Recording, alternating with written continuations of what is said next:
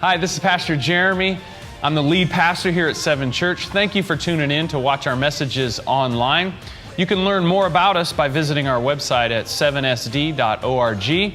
Also, if you'd like to support the ministry, you can do that in a myriad of ways. One, you can text any amount to 7sd@mogiv.com. That's 7sd@mogiv.com. Or you can go on our website and give there. We sure appreciate that. In this series, we're starting a brand new series called What's Love Got to Do with It? In this series, we're going to be learning the biblical principles for a great marriage. We're going to learn the biblical principles for great dating relationships. And we're going to even look at what the Bible says about sex. We look forward to it. Thanks for tuning in.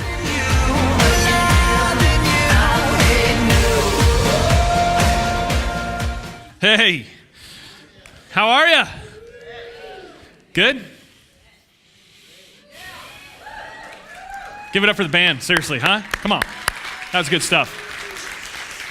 That was good stuff. All right, let's jump in. We are in our series called What's Love Got to Do with It?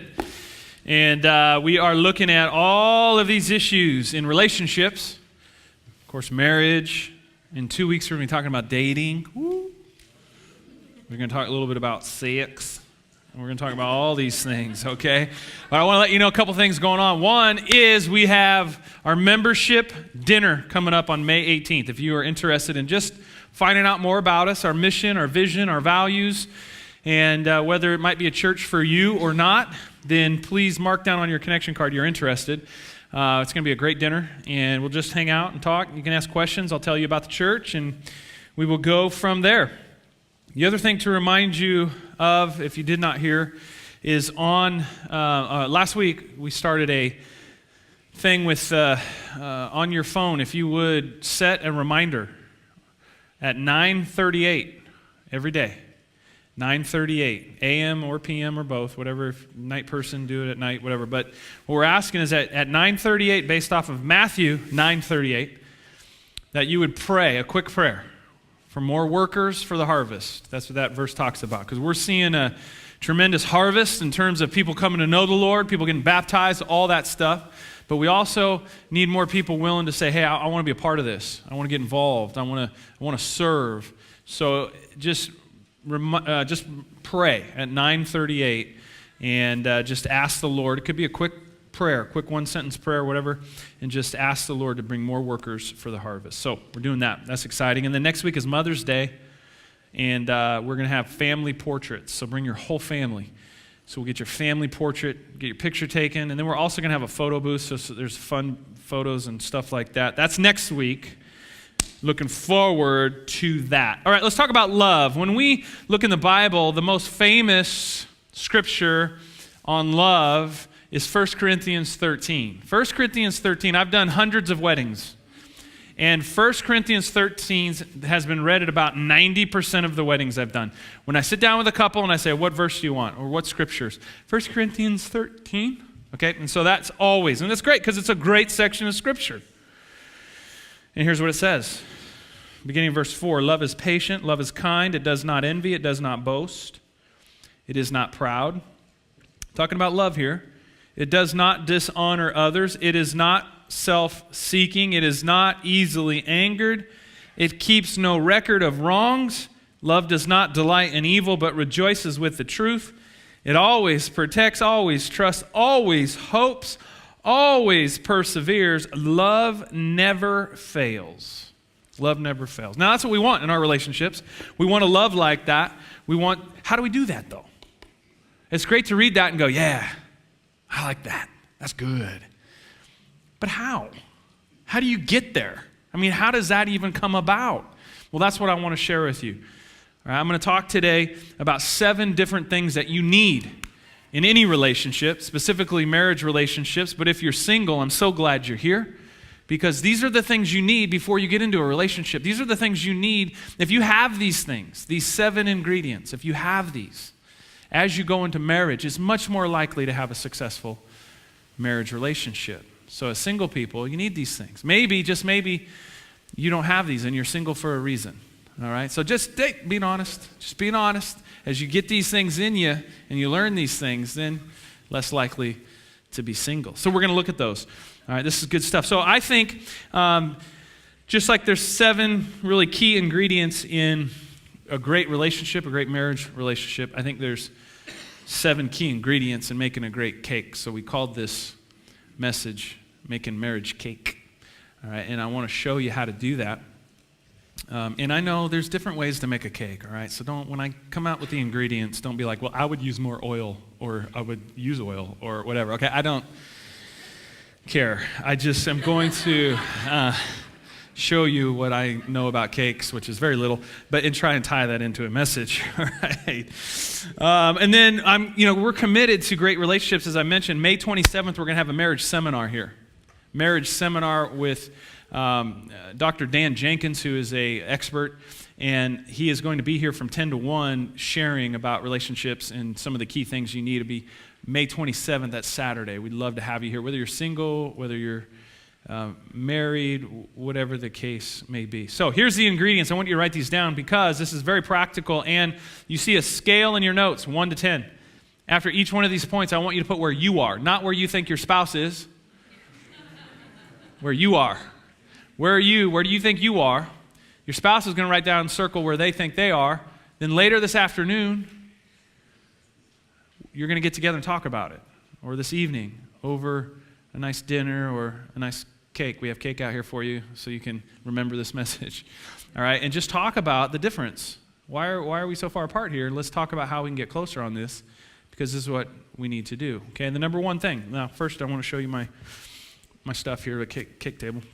All right, so we've got everything necessary for a tremendous cake. Okay? So first thing you got to have, this is the first ingredient of any good cake, is you got to have the flour. That's your base. You got to have a flour. So in marriage, your base is a communication.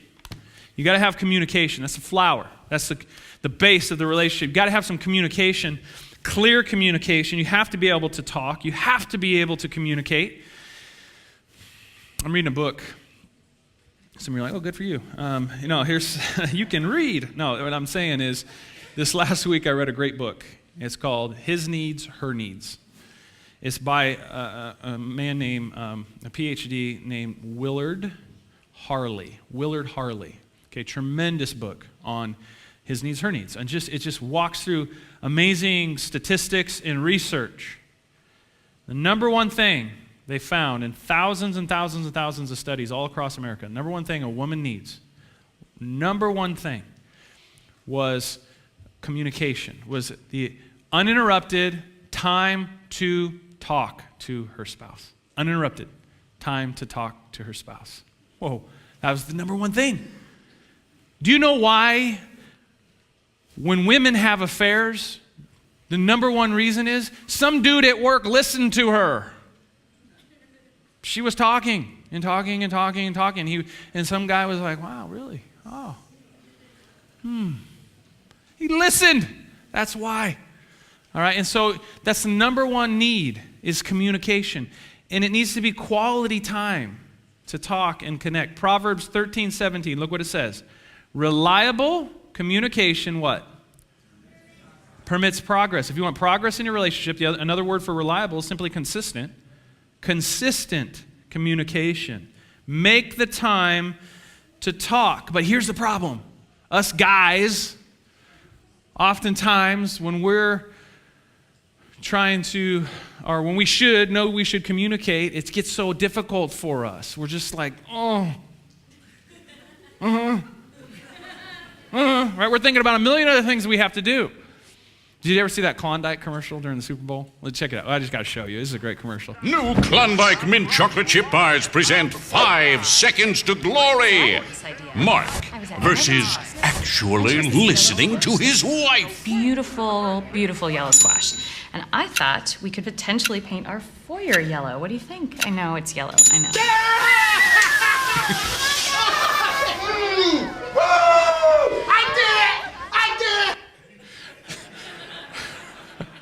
Right? Not cool. But that's what we do. And then we do it for 5 seconds. We think we did something. Because I pretended like I was listening. And that's not the way it works. It doesn't. Here's the problem. Here's the problem so often. Is the average couple, this came out of the studies in this book as well. The average couple they talk alone together, on average, 4 minutes a day. 4 minutes. That's the average. Now, here, check this out. The average couple per week watches 42 hours of television. The average couple. Okay?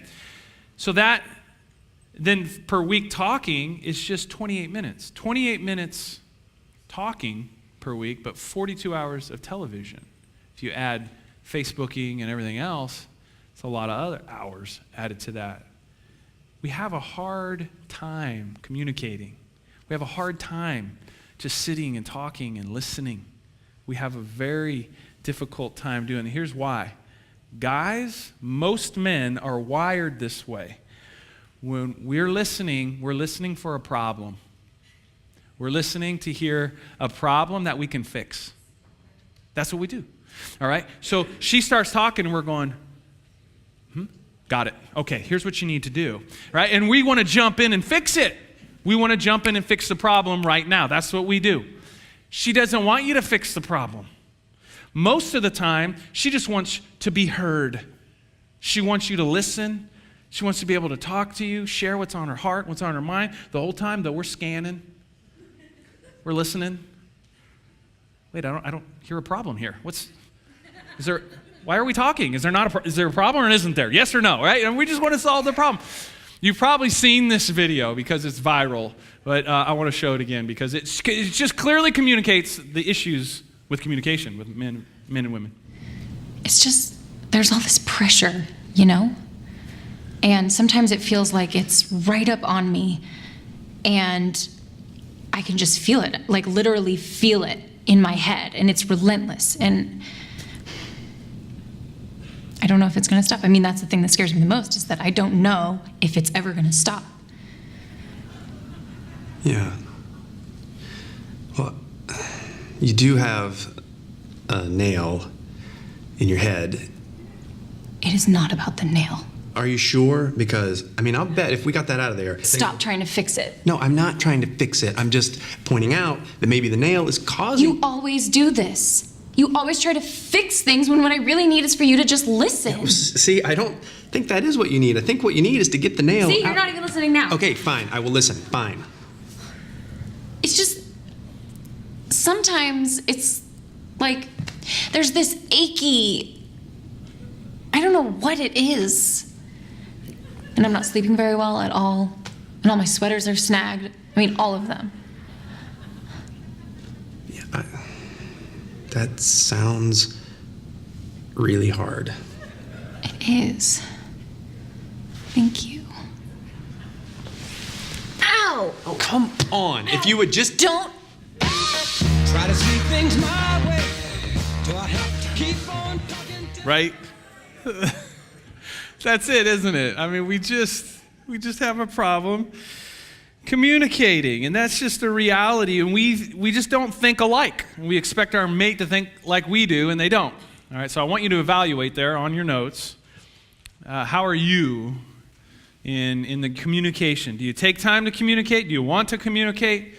Where are you on that scale? Now remember, I don't want you looking over at your spouse and what they put down. And you're going to talk about that later, because we don't want fights inside church, okay? It's a core value. So just write down what you think, and then your spouse will write down, and then later on you talk about it and talk about the difference in there. Evaluate yourself. Okay, but there's a second ingredient after the communication. That's really important. You've got to have it, and you got to have it in cake. You got to have good butter. But you got to have it in the thing. Good butter, okay? You got to have some butter. No, you got to have paper in there too, because it, all right? Okay, so you got to have some good butter in the mix. The butter of your relationship is consideration, being considerate. That's a very important element to having a strong marriage. How considerate are you? Consideration means paying attention, not just to what they say, but paying attention to what they need as well. Treating people with respect, helping them any way you can. Look what it says in 1 Corinthians 13:4. I bet you can finish the verse without even reading it. Love is patient. Love is kind. It's kind. Ephesians 4:2. Would you read that with me? Show your love by being helpful to each other. Yeah. So when you're helpful to each other, you're actually showing that you love your spouse. You're showing you love someone when you're being helpful to them. Now, I'm not going to spend a lot of time on this because you know in your own relationship where you can be more considerate. And I'm not saying, hey, look at your spouse and say, yeah, I'm glad you're here today. You know, you need a consideration point. That's not, I'm saying you know where you are and what you need to improve on in your area of improvement in being more considerate. How are you? Go ahead and evaluate yourself. How are you in that area? If you say, hey, I'm an 8, I'm so considerate all the time, and then when you guys get together and talk, and she might say, well, you're more of a 4 in my mind. Well, that's a good thing to talk about. Now, when you do that, just remember, when you get together and talk about this, do not be accusatory, or do not be like, you put 8? Like, that just ruins the whole thing. Like, yeah? Why? And then it gets in an argument. What you want to be able to do is say, okay, you think it's an 8, I think it's a 4. The person who put, who is, like if the wife is saying, no, you're a 4, then explain some ways that he can be more considerate. And same husband to wife, say, here's some ways I think you could be more considerate. Okay, don't say, you're so inconsiderate, and don't go there, okay? I want to help you, not get yourself hurt. Okay, so those are important. Evaluate 1 to 10 on that. Third ingredient is huge. Here's a third ingredient. Every cake needs it. Every marriage needs it. Okay, you've got to have some baking soda. This is the rising agent. This is the agent that helps the cake rise. And this is the agent that we're going to talk about that helps your marriage rise to a new level. That's compromise. We might call it compromise. Ooh, compromise. That helps get your marriage to a whole nother level. That's the baking soda in a cake. All right, 1 Corinthians 13:5. Would you read that with me? Love does not demand its own way. See, the mark of genuine love is that it's unselfish. And that we don't say, it's my way or the highway. That we don't say, this is how it is. And we don't demand, you better do this. We don't do that, you know. I've been a pastor a long time now, and I can tell you that one of the things that we've done in premarital counseling is we try to recognize when one of the mates are going to get into the relationship, and they're getting into it in order to actually change the other person. A lot of times what happens in relationships is they go, wow, there's something to work with there. Once I get a hold of them, I'll get him changed, right? There's this attitude of well, he's, a little rough around the edges, or she, well, she's all right, but boy, I'll teach her some housekeeping. We'll get her straightened out, right? There's those ideas that we have in our head, but of course we resist that nonsense, right? We resist it when we get married. We have to be willing to compromise. There's just no way around it. The compromise in a relationship, we have to learn to be able to do that. Now, every single marriage, I want you to write this down, every marriage has conflict. It doesn't mean your marriage is going down the tubes just because you're having conflict. We'll counsel young couples, been married less than a year, and they're freaking out a little bit. We're having conflict. We're fighting. Yeah. That's every marriage. Every marriage has that, okay? There's conflict within it. You're going to disagree no matter how much you love your mate. You're going to disagree. There's just differences. And so God uses marriage to grow us up. He uses marriage. I told you last week, He uses it as part of our sanctification. That's a theological word for talking about spiritually growing up. He uses that in our life to help us grow up. And one of the things we have to learn is how to compromise.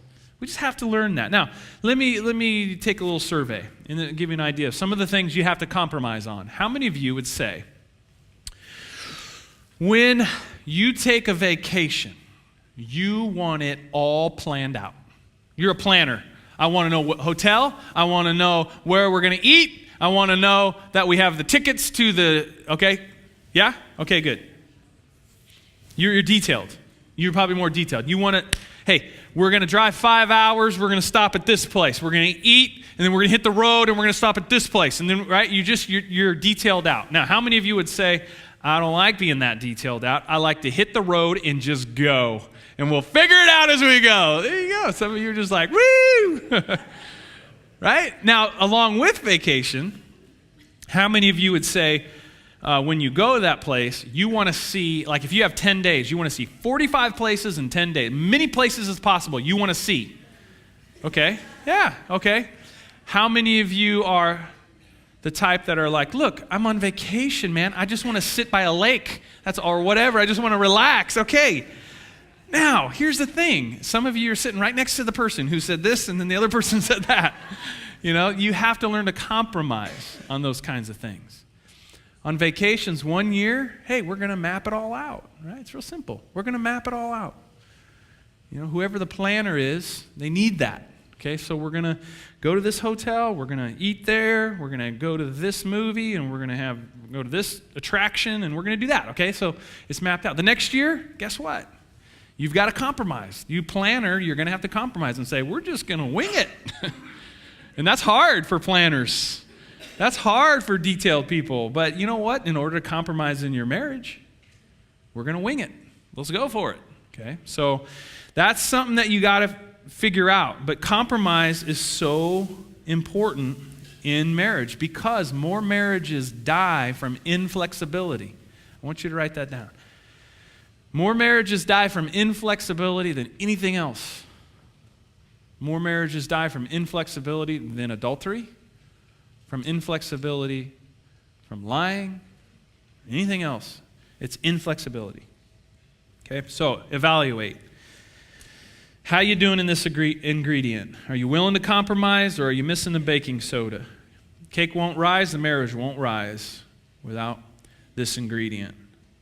But there's a fourth ingredient. This ingredient is so vital to the cake, it's not going to taste very good without it. You got to have the sugar. Pour some sugar on it. Pour some sugar. 80s. Okay, here we go. Right? You got to have sugar. Ooh, got to open the flow. All right, there we go. You got to have sugar. And the sugar of your marriage is courtship. Courtship. That's another C word, but it means dating. The courtship is important to continue in the marriage. Keep dating your mate. For your marriage to thrive, you must keep dating. Proverbs 5:19 says, let your mate's affection, read it with me, fill you at all times with delight. Yeah. It says be affectionate. Did you know the second thing in that book? Number one, for the wife was the conversation. The second thing was physical touch, affection. That was the second most important thing is said about that. I know some of that you're going, what's the guys? Okay. The guys, which was interesting too, the second thing about, the number one was physical attraction with the guys. It was an interesting thing. Number one was physical attraction. The second thing was, what's the word I'm looking for? Recreational companionship. According to all these studies, recreational companionship. That she would be willing to go to the ball game. She would be willing to. Now, someone caught me after service, the second service, and said, hey, it's called the web theory. And I'm like, the web theory? He goes, yeah, because she would go to the ball game with me. She would go golfing with me. She would go do all this stuff with me. And then when we got married, she stopped, but she had already caught me in her web. I was like, let's talk. Come here. Let's go in. No. But it was interesting, that recreational companionship, that idea that they still want to do stuff, and he uses some great examples, but similar to what I just mentioned in the sense that there was things that he thought she was, like, for instance, into sports. because he was into sports, and so he was saying, do you want to go to the game? And she's like, yeah. And then do you want to go do this? Go zip lining. She's like, yeah. And then they got married, and she's like, no, you go. You go with your friends. You go do that. And so that physical, that affection, that sugar, the courtship, continuing this idea of dating is huge. Continuing to date your mate. I love this saying, so I use it in a lot of my weddings.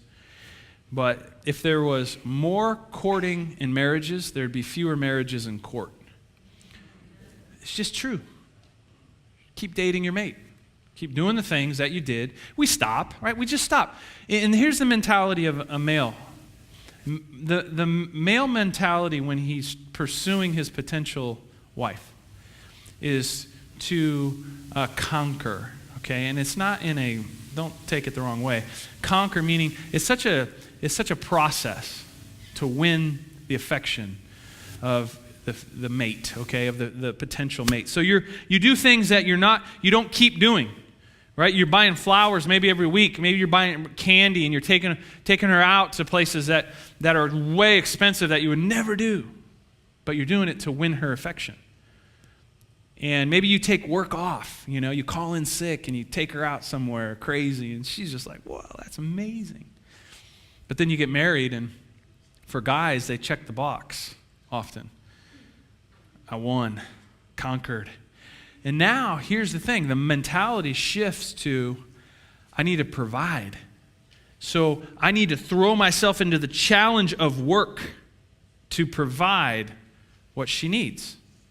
And along the way, we lose track of, we still need to do what we did in the beginning to win her. We just lose track because we're just like focused. We're focused on providing. And she's going, man, what happened? And he's going, what are you talking about? What happened? I'm providing for you. I'm showing you I love you by providing for you. She's like, I just want to talk. And here's the problem, right? We see each other at the worst times of the day. In a hurry to get ready to go to work. Put in 110% at work. You come home at the end of the day completely exhausted. And your spouse gets the leftovers so often. So you got to do some stuff that's different. I want to encourage you. Use a vacation day. Call in sick. Take her to breakfast. Do something a little bit crazy like you would when you were dating. Because you got to keep that courtship going. Look what Ecclesiastes 9:9 says. Enjoy life, read it with me, with your mate whom you love. So often we end up in marriage for a long time and we end up sharing the chores, but not the joys. We just do the chore of marriage. And we need to share the joys. And the Bible commands us to enjoy it. That means you need to sweeten it up. Put some sugar back in it. Evaluate yourself. How are you doing on the sugar? How you doing? How you doing with surprising? And hey, women stop doing stuff too. I'm not just on the guys about this. Women stop doing stuff they did to win the man.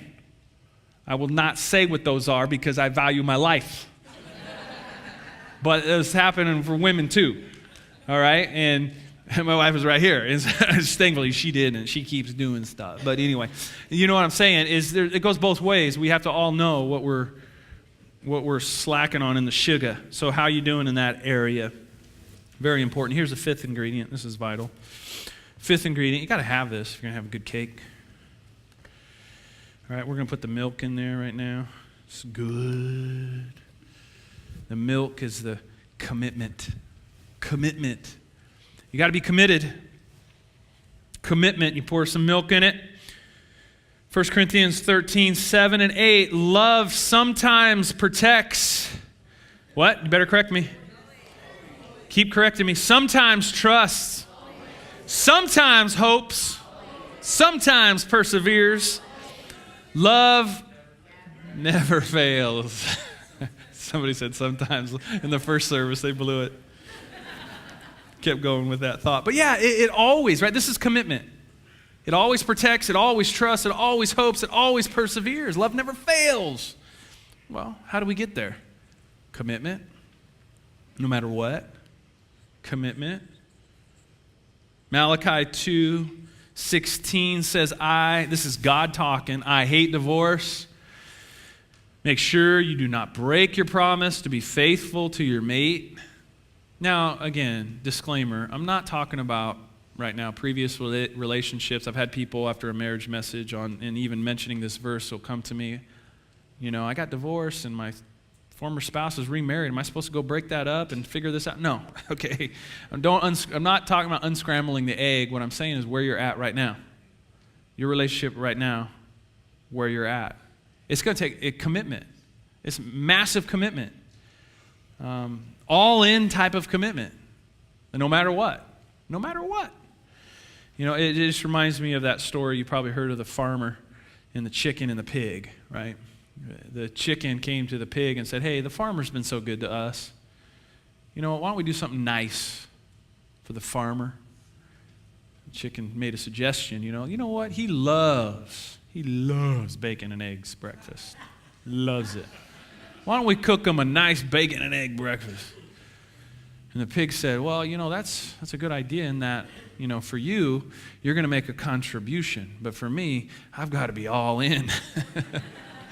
That's a full commitment no matter what. When my wife Janie and I got married, D is not an option. Divorce, that word never comes up. That's not a word that's used. It's not an escape hatch. We said we're going to close the escape hatch because that's what that is. Having that as an option is an escape hatch. We said we're going to close it, we're going to lock it, and we threw away the key. So guess what? We're down in that thing together. And we got to figure it out. And when you got to figure it out, guess what happens? You figure it out.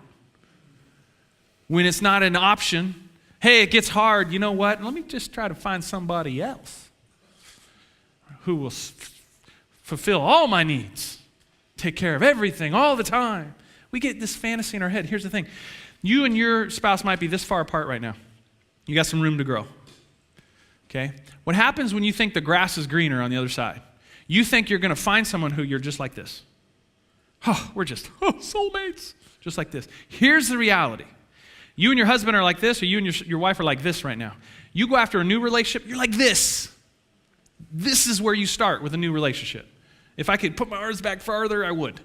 Farther apart. You're way far apart because you always take you into the next relationship. And I gave you the stats last week. 65% of second marriages end in divorce. 75 to 85% of third marriages end in divorce. One common denominator in all those relationships, and that's you. So you got to work on it now in the relationship you're in now. Huge to understand. Okay, now the national magazines are figuring this out. America, hopefully we're going to figure it out sooner than later. Magazines like Time and Newsweek had headlines like this. They put it on their cover, for better or for worse. The growing movement to strengthen marriage and prevent divorce. You know why a national news magazines would put that on their cover? Because the United States has gone from the most marrying country in the world to a country that has the most divorces in the world, and a country that has the most unwed mothers in the world. In other words, we've become the least committed country in the world. And they're seeing how it's ruining us, how it's hurting society. And they're finally going, even though they're secular, not believers, they're not taking the Bible and going, we need to follow the Bible again. But they are noticing, when you don't, the problems that happen. And that it's killing our country. And God says, keep your commitments. Because you're never going to build a great marriage unless you throw out that option. Throw out the option of divorce. As long as it's an option in the back of your mind, as long as it's there, you'll never put all you can into your current marriage. You won't. Because as soon as it gets really hard, you're going to go, I need to get out of this. Commitment really means this. Look at it in your notes. Being willing to be unhappy until we work it out. That's commitment. A lot of people will put, being willing to be unhappy until you work it out. Fix that, right? Until we work it out. That may take some time. Give yourself a 1 if divorce is an option in your mind. Where are you on the commitment scale? Where are you? Mark it down. while you're doing that, I'm going to put in the next ingredient to a great marriage and a delicious cake. This is a chocolate cake, remember? So we're going to put some Hershey's chocolate in there. Oh, yeah. Got to have that. Start mixing it in. Got to mix this in. And this one is the community. Very important. You've got to have a community of people that believe the same thing you believe about marriage, because in our culture, marriage is not highly exalted anymore. And so you could be having some friends at work and you could be having some problems in your marriage, and they may be leading you down the wrong road. Saying things like, well, if you want to leave her, dude, I'll support you. What? You need people that go, hey, bro, you need to get back into the Word. Or, hey, you need to go talk to your pastor. Or you need people that will speak truth into your life. You need a community of people that are going to be there to support you and help you. All right? And that's one of the reasons the church exists. It's one of the reasons why we have small groups. Man, we have people that have been married a long time in small groups that, man, they could help you. Anything you're going through. They've been through it. They'd be glad to help you, but you got to get involved in a small group. Get connected to a group of people that are there to support you and help you and keep you moving in the right direction. For me, listen, I've shared with you before, my parents, 5 divorces. Different people, not divorced each other 5 times, but different divorces. Married 6 different times. I didn't have a good example of what marriage should be. It wasn't until I came to know the Lord as a 20-year-old young man that I saw Christian couples. I saw how the husband treated the wife and how the wife treated the husband, and I thought, oh my, that's how it's supposed to be. I want that. I want a wife like that, and I want to be a husband like that. And I saw examples of that around me and in my life, and that made all the difference. That made all the difference. And I want to encourage you, get around a community of people that can help you with that. And I've already told you, we have marriage counselors here that can help you. We have the best of the best that can help you in your marriage relationships. And we got lots of people going through that right now, which is fantastic, and getting a lot of help. And everybody's told us it's been wonderful. We were connected to a group of people that are experts at this. So if you need help, let us know. Our core value, one of our core values is you can't do life alone. You can't. You can't do marriage alone. You need help. You need guidance. Look what it says in Galatians 6:2. Would you read it with me? Help carry each other's burdens. In this way, you will follow Christ's teachings. I love that. See, let's be honest. If we followed Christ's teachings more, our marriages would be better. The reason a lot of marriages fall apart, we don't follow Christ's teachings. I mean, it's so clear. His teachings are exactly what we're talking about here today. He promotes great marriages. So we need to follow what he says about that. 7th, the most important ingredient. Just like you need this in cake batter, you got to have eggs. Eggs are the protein. Protein is the bonding agent that keeps the cake together. Protein is necessary in cake batter, otherwise the whole cake will fall apart. And so you get the eggs in there, in the protein, what's going to happen is as you bake it, it sticks together. Your 7th ingredient for your marriage, which is vital, is Jesus Christ. You got to have Christ. He's the thing that keeps the marriage together. Just like the protein agent in the cake is the eggs, Jesus Christ holds your marriage together. He's the one who holds all things together, the Bible says. He holds all things together. That includes your marriage. Okay, this is so important to understand. All right, I need 2 volunteers. And so you're right there. Okay, 1 here. I need a female, though, over here. No, right here, right here. You're going to stand right over by the edge of that chair.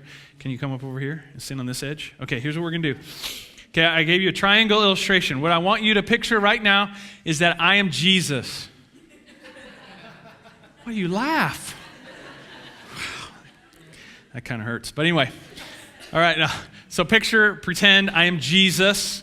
All right, and this is the wife. This is the husband.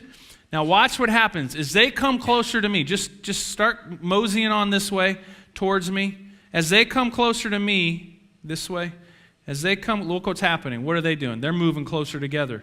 Now the TV's in the way, but if you go down there, you guys are going to hug. Do you know each other? No. Oh, yeah. No, you don't? Oh, okay. I'll make sure it's your wife. I'm saying hug. This place is awesome. It's two singles. All right, no. Okay, so see what happens. You come closer to me, you naturally come closer together. Now, let's say the two of you are moving away from Jesus. Look what naturally happens. You just need to see it and picture it. Just keep moving away. Go all the way out that door. No, don't go out the door. Just keep walking that way. But look what happens. You're moving away from me. You're moving away from each other. That's the illustration. Give them a hand for participating. Appreciate you guys.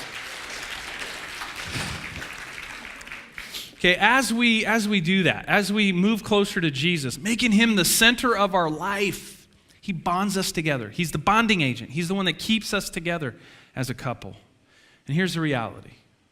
For many people, their marriage is in trouble because Jesus is kind of just left out. He's kind of out there. He's, you know what? Yeah, maybe, hey, he's around, somewhere. But if you get him back into the center of your marriage, you'll see your marriage getting better and better and better. See, these ingredients by themselves, they're not that great. This doesn't taste great by itself. Sugar, all right. Butter, okay, by itself. But you're not going to, flour, no, not by itself. These things by themselves aren't that great. When you mix all this together and you mix those things together, you have that in your marriage relationship. The result is a beautiful chocolate cake.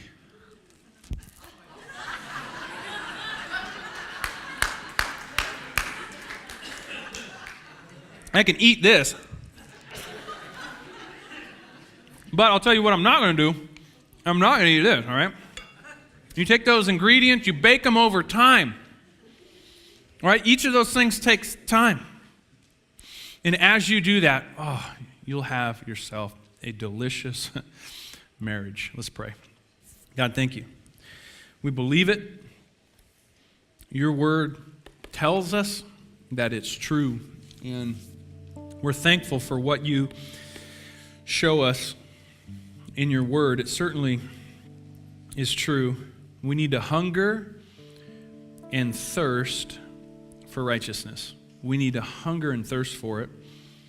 I love the picture that you give of a dry and parched desert and a thirsty human being, and they can see the water in a distance, and they know that's their life source. They have to get to that water.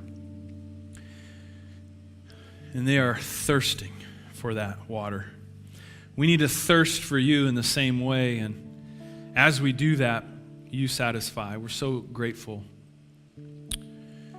So God, I want to pray for the marriages that are struggling in here, that are either in the building or watching online. God, help them to have the strength and the power to put you first, and then as they do, God, their marriage keeps healing, keeps getting better and better, because these principles that you've laid out in your word are important, and we need to follow those. I want to challenge you to accept Jesus Christ into your life as the leader of your marriage. If you're single, then you need to make him the leader of your life so that he can guide you to the one that you are to be married to. He knows the characteristics and traits that would fit you best. So put your trust in him. Then I want to challenge you couples this afternoon. Sit down, whether you're dating or whether you're married. I want you to sit down and write these things down and talk about them. Talk about the numbers you marked down. Talk about the distance between and how you're going to come to compromise and how you're going to make it better. God, we love you. We thank you so much. If you need prayer, if you would like someone to pray with you, please come forward at the end of the service. Our prayer team would be glad to pray with you, whether it's for your marriage or just anything else you might need. We have cake available for you as you leave, just as a reminder and just as a way to get it started, get the conversation going. God, we love you and we praise you. It's in Jesus' name. Everybody said, amen. Put your hands together for the Lord.